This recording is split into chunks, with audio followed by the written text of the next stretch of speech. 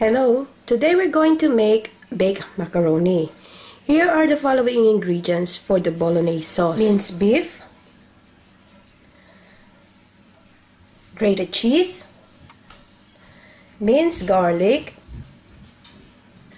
onion, butter or margarine, sliced ham, bolognese sauce,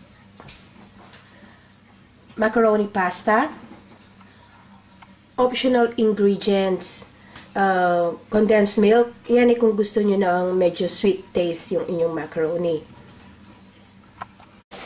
Beef cubes.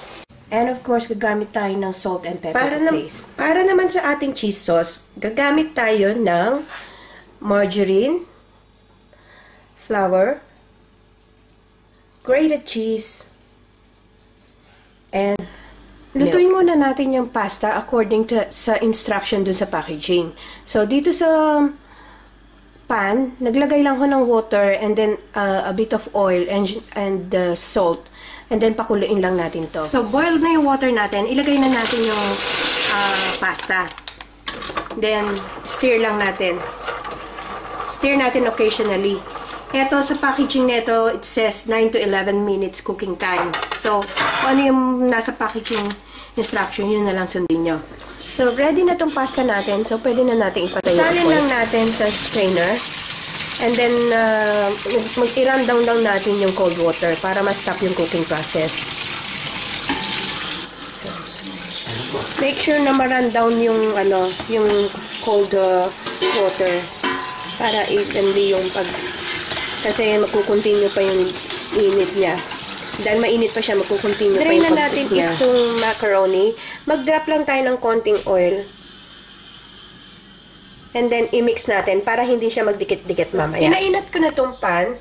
Maggigisa na tayo. Gagamit tayo ng margarine or butter pang gisa. So, i-dissolve lang natin. Kung i-dissolve na yung ating margarine, ilagay na natin yung ating garlic. Ipag-golden brown natin. At yung ating onion. So, lutuin lang natin maigi ito. So, ready na itong garlic at saka onion. Ilagay na natin ngayon yung ating minced pork. Then, continue lang natin ng frying hanggang maging brown na to at saka yung juice niya lumabas na. So, continue lang natin. So, ready na yung ating meat. Pwede na natin isalin yung ating bolognese sauce.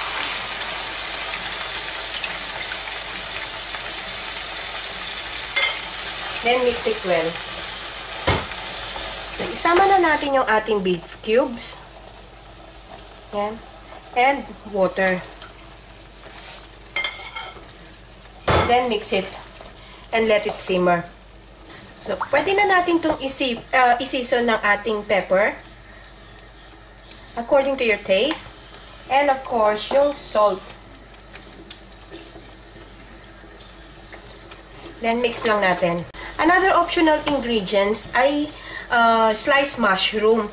Since itong bolognese sauce na nabili ko, may sliced mushroom na. Ito yung isang optional ingredients na ilalagay ko. Condensed milk.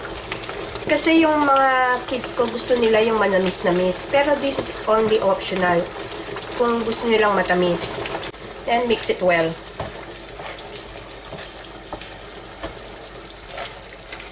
Kayo nang bahala magtimpla kung anong gusto nyo. So, okay na sa akin yung timpla. Ilagay na natin yung ating sliced ham. Almost ready na tong ating sauce. Medyo patikin lang natin ng konti. Medyo palaputin lang natin ng konti. Kung wala kayong bolognese sauce, pwede kayong gumamit ng tomato sauce. Lagyan nyo lang ng mixed herbs. Maybe just a few teaspoons of mixed herb. Kung yun kung wala kayong bolognese sauce at tomato sauce nga ang gagamitin nyo. So, this one is ready. Thick enough na siya para sa akin. So, pwede na natin patayin and let's proceed to the next step. Gawa naman tayo ngayon ng ating white sauce. So, dito sa saucepan, mag-melt lang tayo ng butter. So, melt na itong ating butter. Ilagay natin yung ating flour. And then, mix it well para hindi mamuo. Ang tawag dito sa process na to ay roux. pampatikan lang na ating sauce. So, continuous lang ang pag-mix natin ito sa slow fire. So, ready na itong ating roux. Salin na natin yung ating milk. Mix continuously para kasi mabumuo yung ating flour mixture.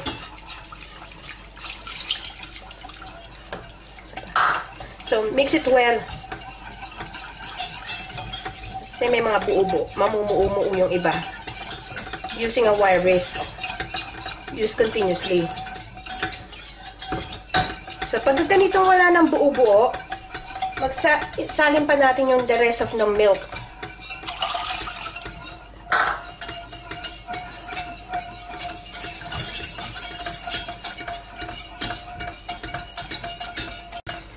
So, ganitong medyo kung i-add nyo na yung ating cheese. So, ayan, malapot na. In-add ko na yung cheese. So, depende sa dami, dami ng cheese, yung gusto nyong ilagay, kung gaano nyo ka-cheesy gusto. So, ito talagang malapot na. Pwede na natin patayin. So, ready na tayo mag-assemble ng ating Bake Mac. So, isang oven-proof dish, spread lang ako ng butter para hindi didikit. So, ang unang layer natin, ilagay natin yung ating macaroni. So, first layer muna tayo.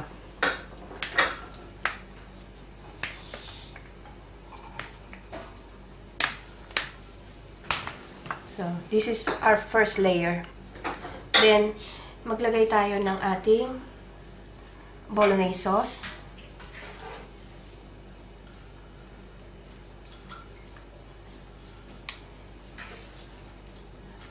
Continue natin to. So, ready na itong ating bolognese sauce. Nakuberan ko na lahat. So, make sure na makuberan nyo lahat ng pasta. And then, let's add the white sauce. So, ganun din. Kuberan lang natin lahat. Yung white sauce. So, ngayon, nakakuberan ko na ng white sauce. Mag-sprinkle lang tayo ng cheese. So, it's up to you kung gusto nyo maging generous sa cheese. Or basta maglagay lang kayo ng cheese. Walang exact measurement. Tapos na tayo sa ating first layer. Gawin naman natin yung ating second layer. So, ilagay lang natin uli yung ating remaining macaroni. So, same thing. Ulitin lang natin yung process. So, yung ating naman bolognese sauce. Make sure na ma-cover lahat. Ayan. Completely covered na uli yung ating second layer. So, again, yun namang ating white sauce. So, well covered na rin itong ating second layer. So, eto, lagyan na natin siya ng cheese. Talagang generously. Kasi ito na yung last layer. So, this one is ready. Pwede na natin itong i-bake sa 375-degree preheated oven for half an hour. So, this one is been baking for half an hour now. So, check lang natin. Alright, pwede na natin patayin. This is our baked macaroni. Best served with garlic bread. Sana magustuhan niyo itong recipe na to at i-share niyo with your friends. Hanggang sa susunod na video, asahan ko kayo, magkita ulit tayo. Bye!